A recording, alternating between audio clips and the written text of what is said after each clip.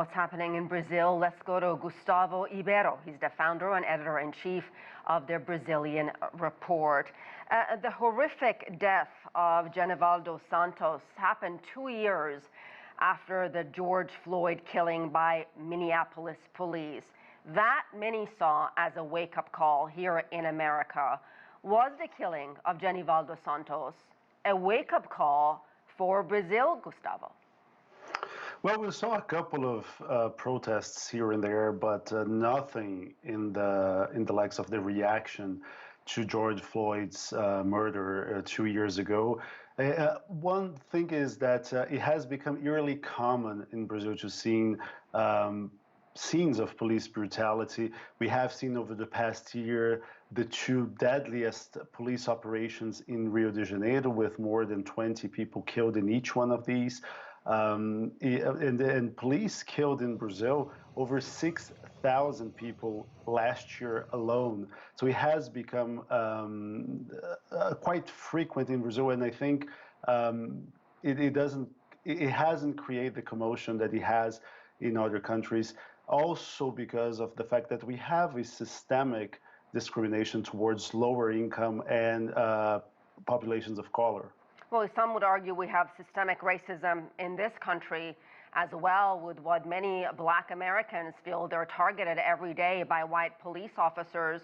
So, Gustavo, why has the problem gotten worse in Brazil? Well, I mean, it's like a plane crash, right? It doesn't have one single reason. We have the fact that the Brazilian military police, which does the visible police work, the prevention of crime work, it has a militarized structure, so that doesn't help in the relationship it has to develop with local communities. We have the fact that there's very little accountability within police precincts whenever there are cases of police brutality.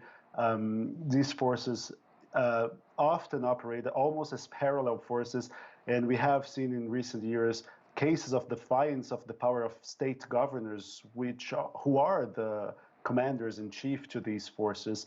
And like Paulo Cabral's story said, we are living in the golden age of tough on crime rhetoric. And we have seen people like Jair Bolsonaro and other state governors. Bolsonaro is not the only one to promote this kind of approach that police must shoot first, ask later. We have in Brazil a sort of adage that says that a good criminal is a dead criminal.